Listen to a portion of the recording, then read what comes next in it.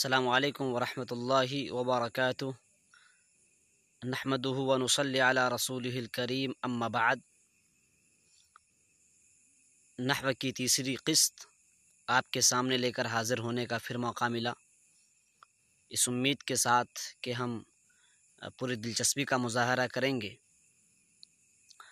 और इस वीडियो को दूर दूर तक पहुंचाने की कोशिश करेंगे, सवाब की उम्मीद करते हुए, सदक़े जारिया समझते हुए। मेरे अज़ीज़ों,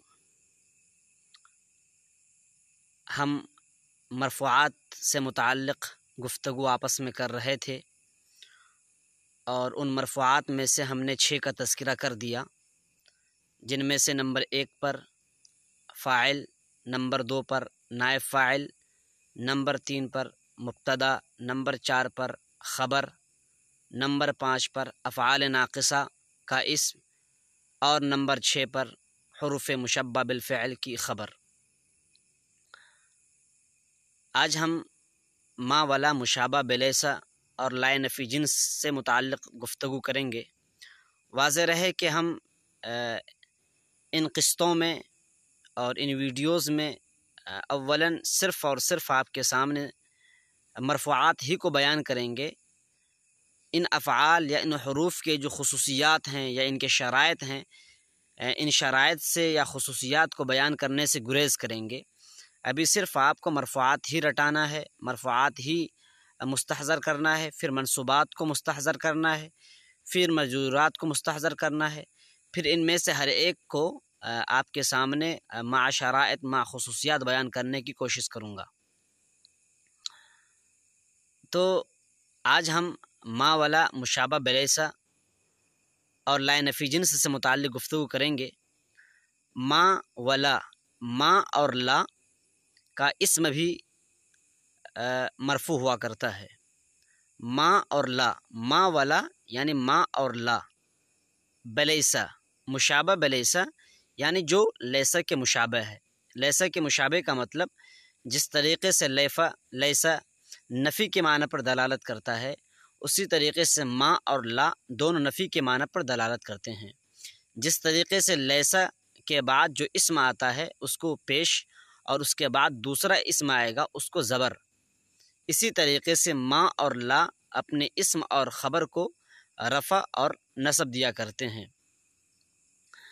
जो मेरा मौजू है आज या मेरी गुफ्तगू है वो ये है कि मा और ला भी अपने इस्म को रफ़ा दिया करते हैं, जिस तरीक़े से लैसा अपने इस्म को रफ़ा दिया करता है। तो ये मरफ़ूआत में से 7वीं किस्म है। मा मारफ़ा और नकेरा दोनों पर दाखिल होता है। आपके लिए जायज़ है कि आप कह सकते हैं मा ज़ैदुन क़ाइमन, जैसा कि कुरान ने कहा मा हाज़ा बशरा, मा हाज़ा बशरा। और एक दूसरी आयत है 28वें पारे के पहले सफ़े में मा हुन्ना उम्महातिहिम, मा हुन्ना उम्महातिहिम, यह हुन्ना माँ का इस्म है और उम्महातिहिम माँ की ख़बर है और हुन्ना ज़मीर मरफ़ू है। तो पता क्या चलता है कि माँ का दुखुल मारफ़ा पर भी होता है। और नकरे की मिसाल मा रजुलुन क़ाइमन, मा क़लमुन मौदूअन, ये नकरे की मिसाल। और ला मुशाबा बिलैसा ये सिर्फ़ और सिर्फ नकेरे के साथ ख़ास है, ये सिर्फ़ और सिर्फ नकेरे के साथ ख़ास है, यानी ला मुशाबा बिलैसा का दुखूल मारफ़ा पर जायज़ नहीं है। मैं आपको बताऊंगा आगे कि एक है ला मुशाबा बिलैसा और एक है लाए नफ़ी जिन्स, दोनों के दरमियान फ़र्क किस तरह करेंगे। आसान सा फ़र्क मैं बताऊंगा आपको। तो पहले ये समझें कि मा और ला जो लैसा के मुशाबह है, इन दोनों का इस्म मरफ़ू और ख़बर मंसूब हुआ करती है। वाज़ेह रहे कि ला मुशाबा बिलैसा का इस्तेमाल सिर्फ़ और सिर्फ शेर के साथ ख़ास है। आप नस्र के साथ ला का इस्तेमाल नहीं कर सकते हैं जो ला मुशाबा बिलैसा है। इस चीज़ को जहन में रखें। कहीं पर भी किताब में यानी नस्र वाली किताब, जिस तरीक़े से क़ससुन नबिय्यीन है, القرۃ الراشدہ ہے یا منصورات ہے یا مختارات ہے یا ان جیسی کتابیں ہیں جو کہ منصورات یعنی جس میں نثر ہیں، منصورات کہتے ہیں ایسے مضامین جنہیں پھیلا دیے گئے ہیں، بکھیر دیے گئے ہیں۔ تو ان مضامین میں یا ان تحریروں میں لا کا استعمال جو مشابہ بلیسا ہے جائز نہیں ہے، اور ما کا استعمال کر سکتے ہیں۔ اس کے بعد جو 8ویں قسم ہے لائے نفی جنس ہے۔ لائے نفی جنس کا جو اسم ہوتا ہے وہ بھی نکیرہ ہوتا ہے، اور لائے نفی جنس کی جو خبر ہوتی ہے وہ بھی نکیرہ ہوا کرتی ہے۔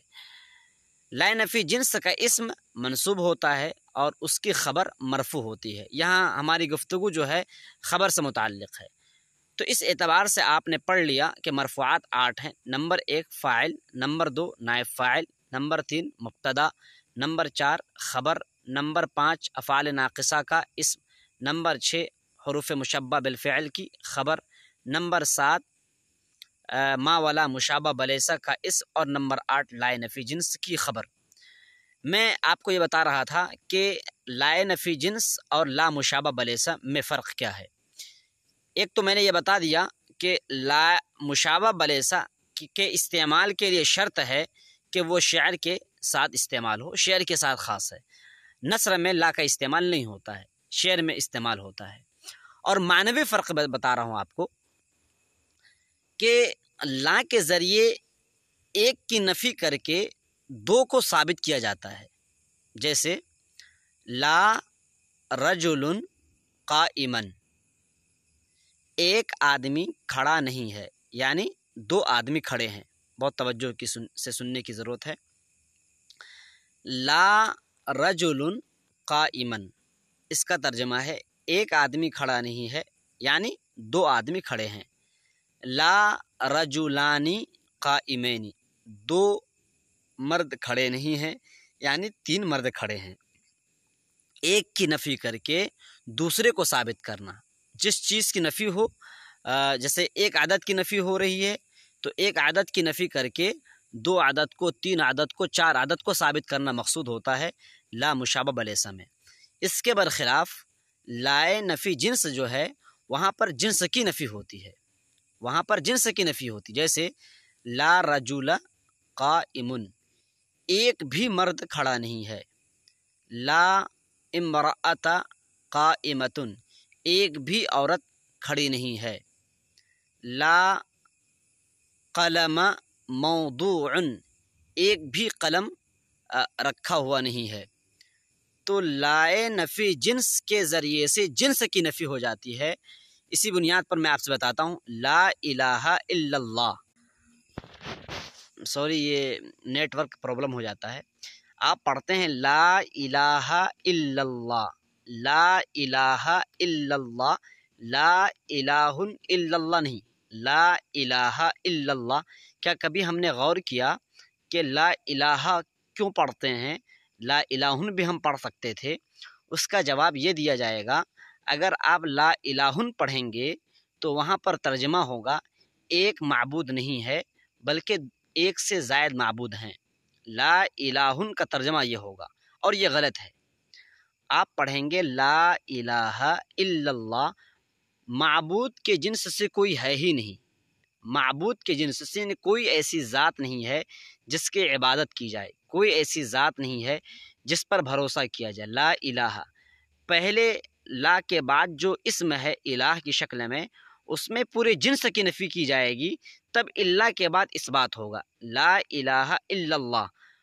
اللہ کے بعد جو اللہ ہے اس اللہ کو ثابت کیا جائے گا اسی وقت جبکہ اس سے پہلے الہ کو مکمل طور پر نفی کر دو، اور یہ مکمل طور پر نفی اسی وقت ہوگی جبکہ یہاں پر لائے نفی جنس کا استعمال ہوگا۔ اگر لا مشابہ بلیسا کا استعمال کریں گے تو یہ معنوی طور پر گڑبڑ ہو جائے گا، معنوی طور پر غلط ہو جائے گا۔ اسی لیے کوئی کہتا ہے لا الہ الا اللہ تو یہ غلط ہے، یہ ایک معبود نہیں ہے، یعنی 2 معبود ہیں، 3 معبود ہیں، 4 معبود ہیں، یہ غلط ہے۔ لا الہ، معبود ہے ہی نہیں الا اللہ، سوائے اللہ کے۔ تو یہ بہت اہم فرق ہے، یہ بہت باریک فرق ہے، ہمیں سمجھنے کی ضرورت ہے۔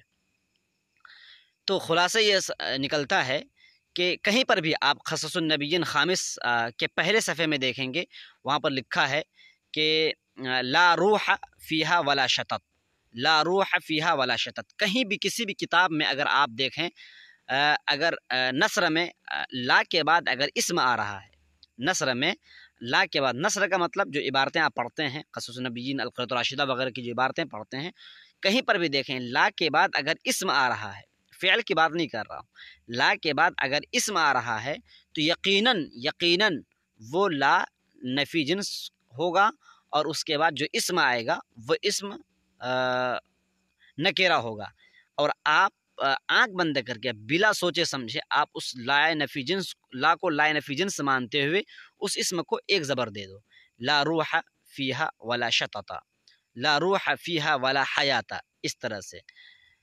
تو میرے بھائیوں، میرے عزیزوں، خلاصہ کیا نکلا آج کہ مرفوعات میں سے جو گزشتہ دنوں ہم نے 6 پڑھ لیے تھے، آج جو 7ویں قسم ہے ما ولا مشابہ بلیسا کا اسم، اور میں نے یہ بتایا کہ ماں کا استعمال کہیں بھی کر سکتے ہیں، نظم کے ساتھ، نثر کے ساتھ، قرآن میں بھی اس کا استعمال ہوا ہے، جو میں نے دو مثالیں دی، ماں ہذا بشرا، لیکن لا مشابہ بلیسا کا استعمال نثر کے ساتھ نہیں ہوتا ہے، لا مشابہ بلیسا کا استعمال نثر کے ساتھ نہیں ہوتا، وہ شعر کے ساتھ خاص ہے۔ لہذا کہیں پر بھی کسی بھی کتاب میں اگر لا دیکھیں گے، اسم اس کے بعد اسم ہے، تو آپ سمجھیں کہ وہ لا مشابہ بلیسا نہیں ہے۔ جب لا مشابہ بلیسا نہیں ہوگا تو آپ اس اسم کو پیش نہیں دیں گے، اور آپ اس لا کو لا نفی جنس مان لیں گے۔ جب لا نفی جنس مانیں گے تو اس کے بعد جو اسم ہوگا اس اسم کو آپ زبر دے دیں گے، اور اس کے بعد جو اسم ہوگا اس کو آپ پیش دے دیں گے خبر مانتے ہوئے۔ تو ہمیں یاد ہو گئے ہوں گے مرفوعات 8 ہیں، ایک بار ہم اور آپ سب مل کر پڑھیں۔ مرفوعات 8 ہیں، نمبر 1 فاعل، نمبر 2 نائب فاعل، نمبر 3 مبتدا۔ ہم نے بتایا تھا مبتدا کی 2 قسمیں ہیں، ایک تو مبتدا وہ ہے جو کہ، اچھا مبتدا میں ایک بات میں اور بتا دوں آپ کو کہ مبتدا جو ہے نا، ایک اسم صریح کی شکل میں آتا ہے اور ایک اسم مؤول کی شکل میں آتا ہے، اس چیز کو بھی سمجھ لیں۔ مبتدا جو ہے اسم صریح بھی ہوتا ہے اور اسم مؤول بھی ہوتا ہے۔ اسم صریح کہتے ہیں جیسے کہ مصدر ہے، یہ اسم صریح ہے، آپ کا نام، میرا نام انتخاب ہے، آپ کا نام احمد ہے، آپ کا نام بکر ہے، آپ کا نام زید ہے، یہ اسم صریح ہے۔ الرجل، یہ اسم صریح ہے۔ اور ایک ہوتا ہے اسم مؤول، اسم مؤول کہتے ہیں جس کو اسم بنایا جاتا ہے، اسم کی تعویل میں اس کو لے لیا جاتا ہے، جیسے فعل مضارع پر جب آپ ان داخل کرتے ہیں تو وہ اسم کے حکم میں آتا ہے، جیسے اريد ان اذهب، اريد ان اذهب، یہ ان نے اذهب کو مصدر کے معنی میں کر دیا، جس کا مطلب ہوگا اريد الذهاب، اريد الذهاب، تو اس کو اسم مؤول کہتے ہیں۔ تو جس طریقے سے مبتدا اسم صریح ہوتا ہے، جیسے زید، بکر، خالد، الرجل، الضرب، یہ اسم صریح ہے، اسی طریقے سے مبتدا اسم مؤول بھی ہوتا ہے، جیسے وَأَن تَصُومُوا خَيْرٌ لَكُمْ، قرآن نے کہا ہے وَأَن تَصُومُوا خَيْرٌ لَكُمْ، ان تصوموا یہ اسم مؤول ہے، یہ اسم صریح نہیں ہے، کیونکہ تصوموا یہ فعل مضارع ہے، اور فعل مضارع پر آپ نے ان، قرآن نے ان کو داخل کیا، اللہ تعالیٰ نے ان کو داخل کیا، اس کا مطلب ہوگا صیامکم، ان تصوموا کا مطلب صیامکم، تو یہ اسم مؤول ہے۔ تو مبتدا اسم صریح بھی ہوتا ہے، اسم مؤول بھی ہوتا ہے، ایک قسم تو یہ ہے جس کی خبر کبھی مفرد کی شکل میں آتی ہے اور کبھی جملے کی شکل میں۔ مبتدا کی دوسری قسم میں نے یہ بتائی تھی کہ وہ مبتدا اسم فاعل ہوتا ہے یا اسم مفعول ہوتا ہے، اور اس کی خبر نہیں آتی ہے، بلکہ اس اسم فاعل اور اس اسم مفعول کا جو فاعل ہوتا ہے، جو اس میں ظاہر ہوتا ہے، وہی خبر کے قائم مقام ہے، اسی کا نام صد مصد الخبر ہے۔ اس کے لیے شرط یہ ہے کہ اسم فاعل اور اسم مفعول سے پہلے حرف نفی آئے یا حرف استفہام آئے، جیسے آ ضارب بکر، آ قائم زید، یہ مبتدا کی دوسری قسم ہے۔ تو یہ زیدن یا بکرن جو ہے یہ صد مصد الخبر ہے، یعنی خبر کے قائم مقام ہے، اور خبر تو آپ جانتے ہیں کہ خبر ہمیشہ مرفوع ہوا کرتی ہے، الا یہ کہ اس پر افعال ناقصہ وغیرہ کا دخول نہ ہو۔ اسی طریقے سے افعال ناقصہ کو جو اسم ہوتا ہے وہ بھی مرفوع ہوتا ہے، حروف مشبہ بالفعل کی جو خبر ہوتی ہے وہ بھی مرفوع ہوا کرتی ہے۔ میں آپ کو بتاؤں گا کہ کبھی کبھی آپ پڑھیں گے ان اور کبھی ان پڑھیں گے، ان انا کبھی ان پڑھیں گے، لاکنہ کبھی لاکن پڑھیں گے۔ اس کی تفصیل میں ابھی بیان نہیں کروں گا، انشاءاللہ جب میں لفظ لفظ آپ کے سامنے بیان کروں گا تو اس وقت پوری تفصیل آپ کے سامنے بیان کرنے کی کوشش کروں گا۔ پھر آپ نے پڑھا ما ولا مشابہ بلیسا کا جو اسم ہوتا ہے وہ بھی مرفوع ہوتا ہے۔ ما والا، ما اور لا دونوں لیسا کے مشابہ ہیں، جس طرح لیسا عمل کرتا ہے اسی طریقے سے یہ دونوں عمل کرتے ہیں۔ پھر اس کے بعد جو آخر میں آپ نے پڑھا لا نفی جنس، اس کی جو خبر ہوتی ہے وہ بھی مرفوع ہوتی ہے۔ اور پھر میں نے یہ بھی بتایا آپ کو کہ لا مشابہ بلیسا اور لا نفی جنس کے درمیان عام طور سے طلبہ مغالطے کے شکار ہوتے ہیں، پریشان ہوتے ہیں کہ لا کے بعد جو اسم آ رہا ہے اس کو ہم پیش دیں یا یہ کہ ہم اس کو زبر دیں، کیونکہ لا نفی جنس کا بھی اسم نکیرہ ہوتا ہے، لا مشابہ بلیسا کا بھی اسم نکیرہ ہوتا ہے، تو وہ پریشان ہوتے ہیں۔ تو اس کو سمجھ لیں کہ لا مشابہ بلیسا جو ہے وہ صرف اور صرف شعر کے ساتھ خاص ہے۔ لا مشابہ بلیسا صرف اور صرف شعر کے ساتھ خاص ہے، کبھی بھی نثر کے ساتھ لا کا استعمال نہیں ہوگا جو لا مشابہ بلیسا ہوگا۔ لہٰذا کسی بھی کتاب میں آپ اگر آپ کو لا نظر آوے اور اس لا کے بعد اسم نظر آوے تو یہ سمجھ لیں کہ لا نفی جنس ہے وہ، اور اس کے بعد جو اسم آ رہا ہے اس کو آپ زبر دے دیں گے، ایک زبر، جیسے لا روح فیہا ولا حیات، لا رجل قائم۔ تو یہ مختصر سی بات تھی یا مختصر سا مذاکرہ تھا مرفوعات سے متعلق۔ اللہ ہمیں اور آپ کو مستحضر کرنے کی توفیق عطا فرمائے۔ انشاءاللہ کل منصوبات کو بھی اسی طرح مختصر انداز میں پیش کرنے کی کوشش کروں گا، پھر اس کے بعد مجرورات کو، پھر ان میں ہر ایک پر بحث کرنے کی کوشش کروں گا اور پھر اجرا بھی کروں گا۔ جزاکم اللہ احسن الجزا۔ اچھی بڑی تعداد میں، خاصی تعداد اس میں جو شرکاء کی ہے، اللہ تعالیٰ تمام حضرات کو توفیق عطا فرمائے کہ نحو اور صرف سے دلچسپی پیدا کریں اپنے اندر، اور ہمیں بھی اللہ تعالیٰ توفیق دے کہ ہم استقامت کے ساتھ اور پوری دلچسپی کے ساتھ آپ کے سامنے روزانہ اس طرح سے ہم دروس کو اور اسباق کو پیش کرتے رہیں۔ جزاکم اللہ احسن الجزا۔ السلام علیکم ورحمۃ اللہ وبرکاتہ۔